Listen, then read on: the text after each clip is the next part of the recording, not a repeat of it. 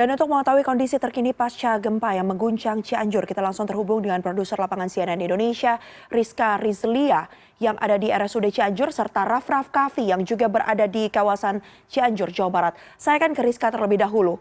Rizka, sejauh ini ada berapa kemudian jumlah korban yang dirawat di RSUD Cianjur, dan di belakang sana saya juga melihat ada banyak sekali kemudian warga yang berlalu lalang. Apakah mereka juga merupakan korban yang tidak mendapatkan ruangan di dalam RSUD Cianjur atau seperti apa kondisinya, Rizka? Baik, selamat malam Mayfri. Dapat saya informasikan hingga pukul 10 malam ini ambulans masih terus berdatangan ke RSUD Sayang Kabupaten Cianjur, di mana ini juga mengevakuasi para korban yang berasal dari beberapa titik. Dan ya, betul sekali, di belakang saya ini tadi sebelumnya merupakan tempat pengungsian sementara atau tempat penanganan korban sementara sebelum dibangun tenda yang sudah ada di belakang saya ini. Dan untuk mengetahui seperti apa kondisi terkini terkait perkembangan dari korban gempa bumi di Kabupaten Cianjur ini, saya sudah bersama dengan Pak Ang, pihak dari RSUD Sayang Kabupaten Cianjur. Pak Ang, boleh dijelaskan hingga saat ini terkait korban seperti apa? Sampai saat ini tadi kami udah mendata, tim kami udah mendata bagian humas pada jam 21.30 korban bertambah. Yang totalnya yang tadi itu korban ya pada jam 18.30 itu 350, pas barusan didata lagi bertambah menjadi 376 orang. Yang tadi pada jam 18.30 total yang meninggal masuk ke RSUD Sayang ke kamar jenazah sekitar 55 orang. Yang 30 orang anak, 25 orang dewasa. Nah, pas didata barusan yang meninggal itu bertambah, terutama anak-anak 3 orang. Tadi pada jam 18.30 yang meninggal 62 orang itu udah dibawa oleh keluarganya masing-masing. Sisanya yang barusan datang 3 orang yang anak-anak itu baru masih di kamar jenazah. Baik Pak, bagaimana terkait bantuan sendiri? Mengingat tadi kan penanganan dilakukan secara darurat di halaman parkir begitu, karena pasien juga dipindahkan begitu ya Pak ya ke halaman parkir, mengingat ada kekhawatiran akan adanya gempa susulan. Terkait bantuan sendiri bagaimana Pak?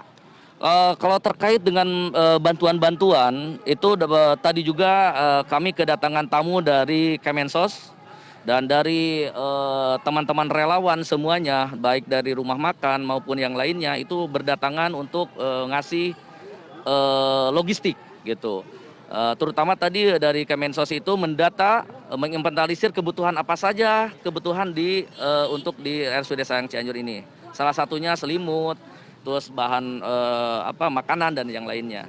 Baik Pak, apabila kita berbicara soal ketersediaan obat dan juga alat begitu Pak, apakah di sini masih cukup memadai atau memang masih membutuhkan bantuan begitu Pak? Mengingat tadi informasinya akan ada juga bantuan dari RSHS Kota Bandung Pak. Betul, untuk masalah kaitan dengan dukungan, ini alhamdulillah dari Rumah Sakit Samsudin Sukabumi, dari Rumah Sakit Hasan Sadikin alhamdulillah berdatangan ke sini. Dan barusan juga saya sendiri dapat instruksi dari Direktur Rumah Sakit Sayang, Pak Dr. Darmawan. Dan Dr. Darmawan juga diinstruksikan sama Pak Gubernur dan Pak Bupati. Kalau bisa yang pasien-pasien yang ada di sini itu harus benar-benar diidentifikasi apakah yang ringan, yang berat, yang sedang. Kalau misalkan yang berat dengan kondisi misalkan di sini itu kurang mengampuni dari sisi penunjangnya, bisa disebar ke Rumah Sakit Hasan Sadikin, Rumah Sakit Samsudin, dan rumah sakit yang lainnya yang ada di Jawa Barat. Baik Pak, intinya masih berkoordinasi juga dengan rumah sakit. Betul, di sekitar ini ya Pak ya. Baik. Ya, mudah-mudahan mungkin salah satu tujuannya dari yang disampaikan ke saya sendiri dari Pak Direktur, mungkin Pak Direktur dari Pak Gubernur dan Pak Bupati, bahwa saat ini harus benar-benar diinventarisir. Mudah-mudahan yang dirawat di sini itu benar-benar clear, tidak ada lagi yang dirawat di sini gitu. Kalau nggak ada kalau misalkan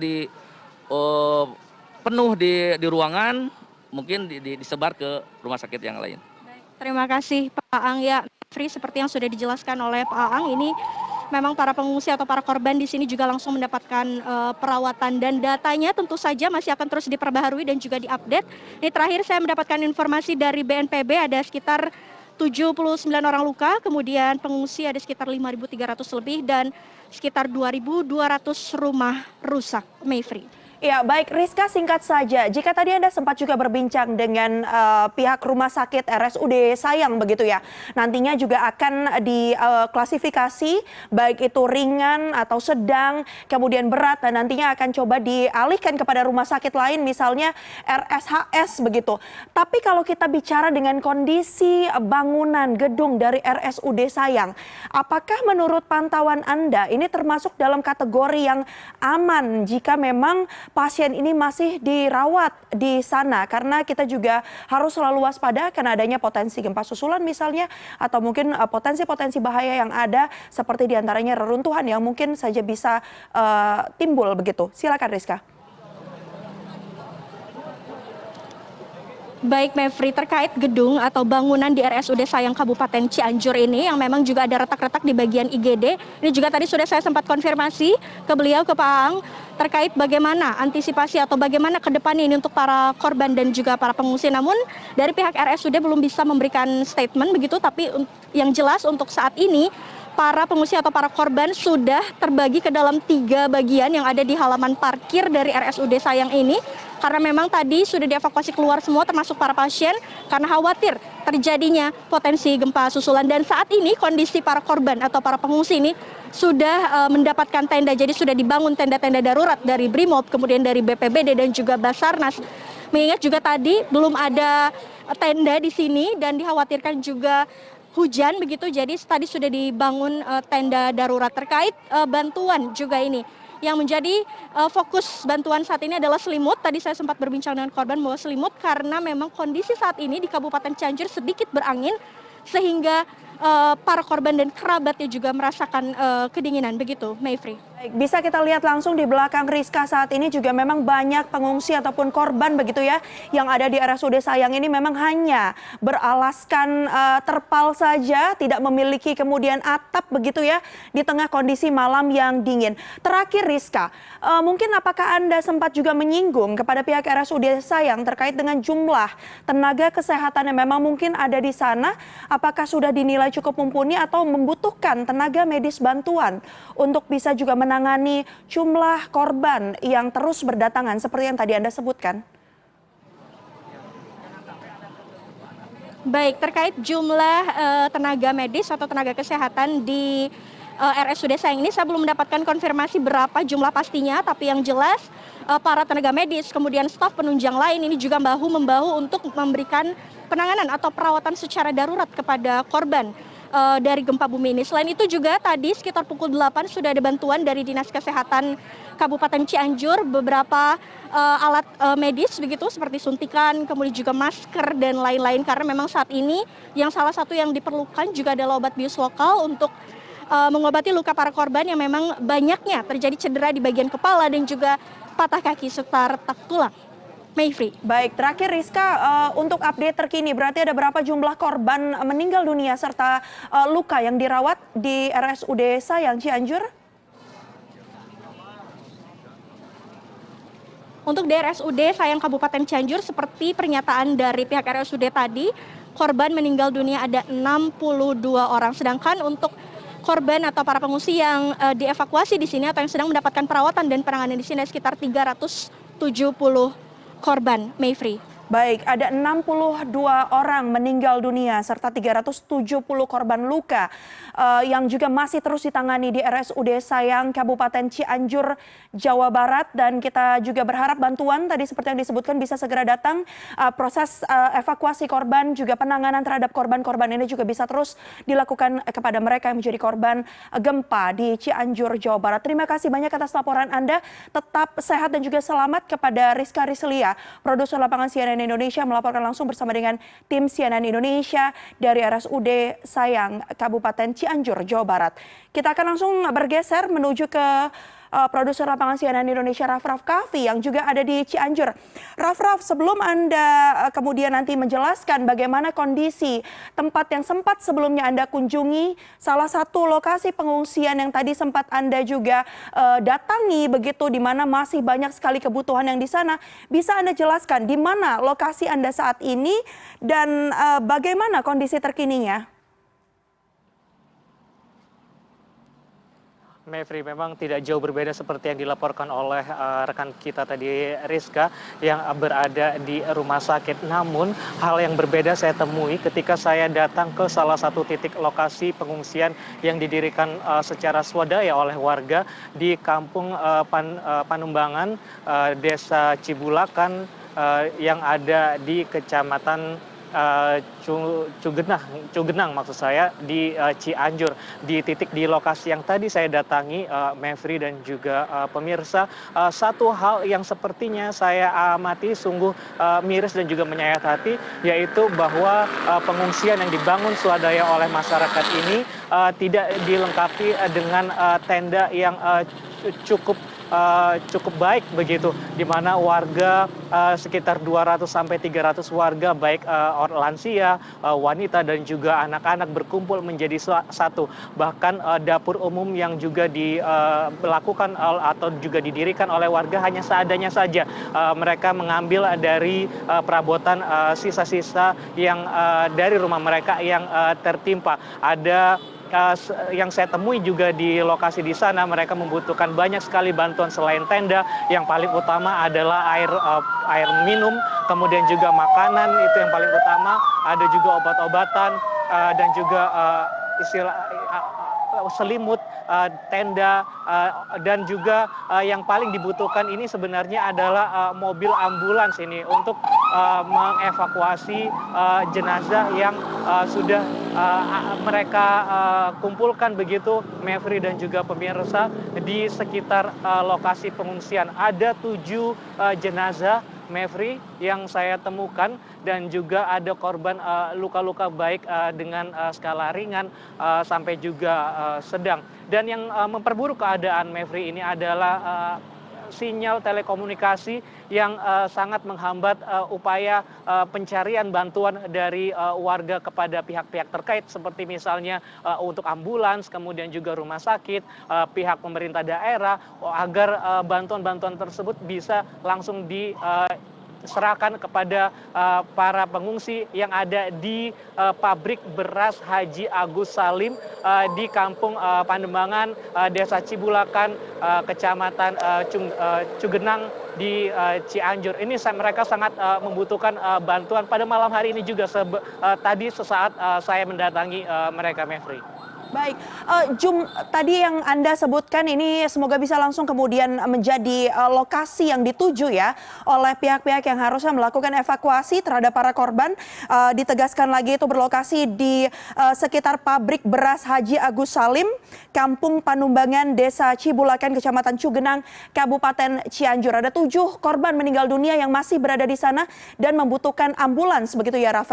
Raff, kalau total korban di sana sebenarnya ada berapa kemudian warga yang mengungsi, dan apakah kemudian juga berapa banyak korban yang kira-kira masih tertimpa reruntuhan bangunan yang mungkin masih ada di sana dan masih perlu dicari?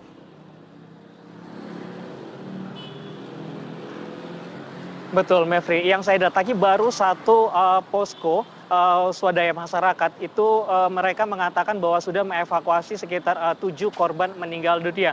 Saya telusuri sepanjang jalan di Kampung Panumbangan itu, ada beberapa titik lokasi, ada juga beberapa kampung yang belum istilahnya saya telusuri lebih dalam. Namun dari sisi-sisi jalan yang saya telusuri, memang bangunan-bangunan rumah warga sudah rata dengan tanah. Dan ini pun jumlah yang disebutkan yang secara resmi, yang sesuai yang kita terima begitu, ada sekitar 62 korban meninggal dunia itu sepertinya agak sedikit harus kita perbaiki dan harus kita telusuri lebih dalam, karena di pelosok-pelosok kampung yang saya temui juga masih belum banyak yang terdata, Mevri. Dan sepertinya mereka rencana mereka adalah belum menguburkan untuk pada malam hari ini dikarenakan kondisinya memang tidak memungkinkan untuk bisa menguburkan pada malam hari.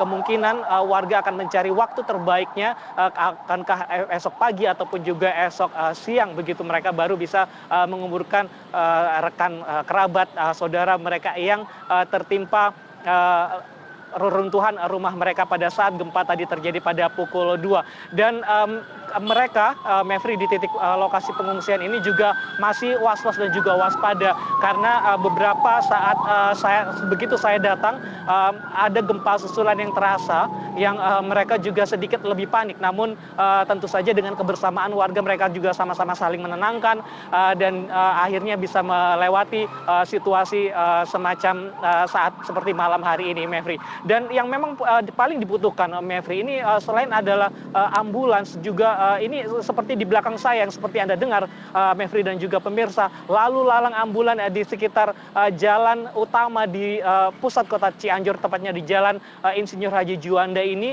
juga masih berlalu lalang.